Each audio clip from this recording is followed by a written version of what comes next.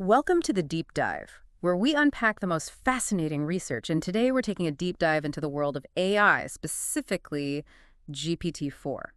Now, you've probably heard of AI acing exams, Right. but get this, we're talking about medical exams. And not just passing, it's exceeding expectations. Right. What's intriguing is the question posed by the research. Can a generalist AI like GPT-4, without specific medical training, outperform models specifically designed for medicine? The research paper we're diving into is titled, Can Generalist Foundation Models Outcompete Special Purpose Tuning? Case Study in Medicine. And let me tell you, the findings are seriously shaking things up. It challenges this idea that we need specialized AI for every specific task. It's a significant shift in thinking. Yeah. The research shows GPT-4 consistently scoring in the 80th percentile or higher on these medical exams without any specialized training. It's like this AI just casually walks into a medical exam hall and blows everyone out of the water. Yeah. And here's the real kicker. Remember Medprompt 2, that AI model fine-tuned on a mountain of medical data? GPT-4 outperformed it, and it did so using a novel prompting technique called Medprompt. Medprompt is where things get really interesting. Instead of relying on humans to craft the perfect prompts, Medprompt uses GPT-4's own abilities to generate detailed reasoning chains. It's like GPT-4 is generating its own internal study guide, becoming its own teacher in a way. Okay, so we're talking about AI teaching AI and doing it remarkably well. But let's pause for a second and think about what this means for you listening right now. Why should we care about AI acing medical exams? Imagine the potential impact. Think about medical students using this technology to study, or even doctors using it as a tool to double-check diagnoses. This could be a game changer for medical education and healthcare delivery. I see where you're going with this. But before we start picturing AI doctors making rounds in hospitals, let's remember that this research was about acing exams, which is just one piece of the puzzle in the complex world of medicine. You're absolutely right. These are still early findings limited to a specific testing environment. It doesn't mean GPT-4 is ready to replace doctors just yet. Precisely. But here's the real aha moment. Medprompt's success wasn't limited to medicine. It showed remarkable performance in other specialized fields too, like law, accounting, even engineering. It's true, which suggests that the underlying principles of Medprompt, this idea of using the AI's own learning capabilities to boost its performance, could have applications far beyond medicine. We could be talking about a future where AI is mastering any specialized field imaginable. It's incredibly exciting, but I have to admit a little daunting too. But let's not get ahead of ourselves. Before we start imagining AI lawyers and engineers taking over the world, let's address the practicalities. Of course, one thing the researchers were very careful about was ensuring they weren't accidentally cheating the system. They were aware of the potential for overfitting, which is where the AI essentially memorizes answers instead of actually learning the material. Right, like if you keep giving someone the same practice test, they'll eventually ace it, but that doesn't mean they understand the material. Exactly. So to avoid this, the researchers used what they called an eyes-off data set. They held back a portion of the questions from GPT-4 during its training with Medprompt. So it's like a surprise quiz for the AI.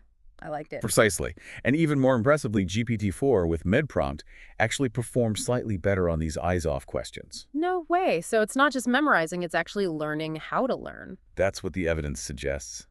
It points to a deeper understanding of the material, which is really quite remarkable, and this rigorous testing methodology gives a lot of weight to the findings. I'm definitely impressed. Now, I'm curious about those ablation studies you mentioned earlier. Can you tell us more about those? Absolutely.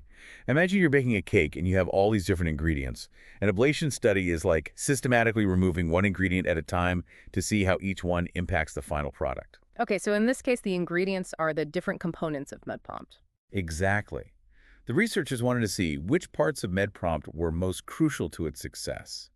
They found that the chain of thought prompting, particularly those self-generated prompts by GPT-4, had the most significant impact on improving accuracy. Again, we're back to this idea of the AI teaching itself, which is just mind-blowing. It does challenge our assumptions about artificial intelligence. It suggests that GPT-4 might have an inherent capacity for self-improvement without needing explicit human guidance. It's both fascinating and a little eerie, wouldn't you say? It certainly makes you think, doesn't it? Right. But let's not get ahead of ourselves. This research doesn't prove sentience or consciousness in AI. What it does highlight is the incredible power and potential of these large language models. Absolutely. And speaking of potential, we've talked about the positive applications, but we also need to consider the other side of the coin. What about the potential risks? You're right, it's crucial to have a balanced view. While there are potential benefits, we also need to acknowledge and address the potential downsides. And that's a topic we'll be diving into further in the next part of our deep dive. So where do these potential downsides crop up? One area that immediately comes to mind is the data these models are trained on. Right, because if the data itself has biases, those biases could be reflected in the AI's output. Exactly, and that's something researchers are keenly aware of. There's a lot of work being done to make these training data sets as comprehensive and unbiased as possible, but it's an ongoing challenge. It's like trying to create a perfectly balanced recipe. You're always going to have some ingredients that are harder to source or measure accurately. That's a great analogy.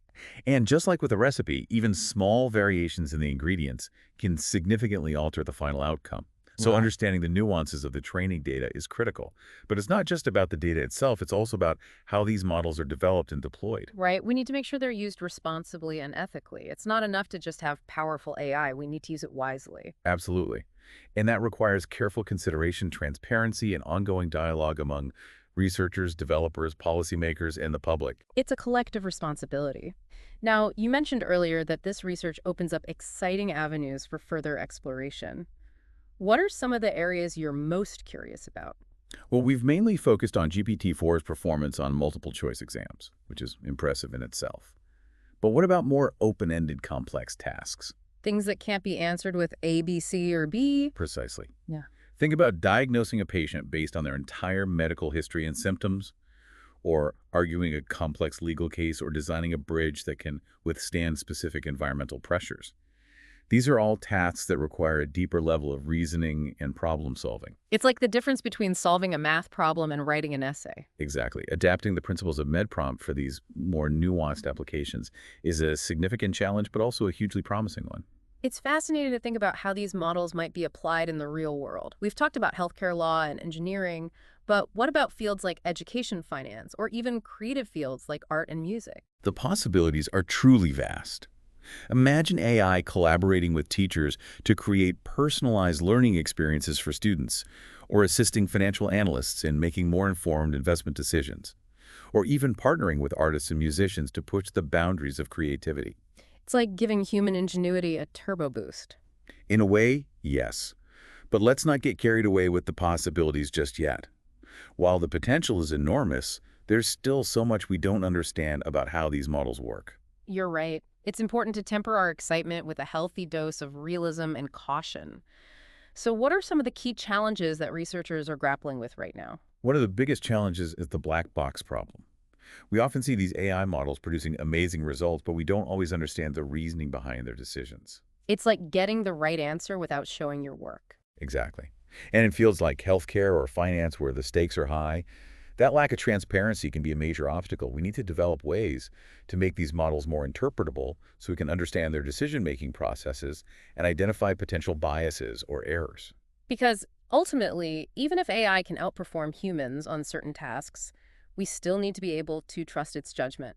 And that trust comes from understanding how those judgments are being made. Precisely. Trust, transparency, and understanding are going to be crucial as we continue to develop and integrate AI into more aspects of our lives. Well said. And as we've seen, this isn't just about the future of AI, it's about the future of humanity. Absolutely. It's about harnessing the power of AI in a way that benefits everyone and creates a better future for all of us. But as with any powerful tool, it's important to use it responsibly and ethically. And that's a topic we'll be exploring in more depth in the final part of our deep dive. So we've talked about the potential benefits of AI, but we've also talked about some of the challenges and the risks. What's the takeaway for our listeners? What should people be thinking about as they see these headlines about AI? It really is a fascinating time to be thinking about AI and learning about it. There's no doubt about that. But it's also a really good time to be thinking critically about AI and to be asking tough questions. We shouldn't just accept every advancement in AI as automatically a good thing. We need to be informed, we need to ask tough questions, and we need to demand transparency from the people developing these technologies and from the people who are using these technologies. It's about being participants in the future of AI, not just spectators on the sidelines. Exactly. And that means doing things like educating ourselves about AI. It means engaging with conversations about the ethics of AI. And it means advocating for the responsible development and use of AI.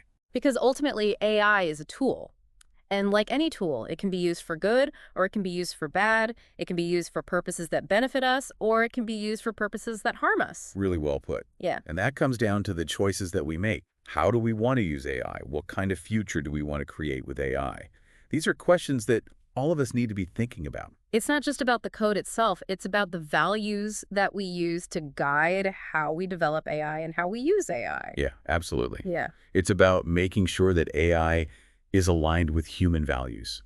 It's about making sure that it's used to help people, to empower people, not to harm people. So this isn't just a conversation for computer scientists. This isn't just a conversation that's happening in Silicon Valley. This is a conversation for all of us. It is. AI affects everyone, and so everyone needs to have a voice in shaping the future of AI.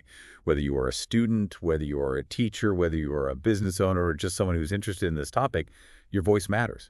This deep dive has been really eye-opening for me. It's shown me the incredible things that AI is capable of, but it's also shown me how important it is that we develop AI responsibly and that we think very carefully about how we use it.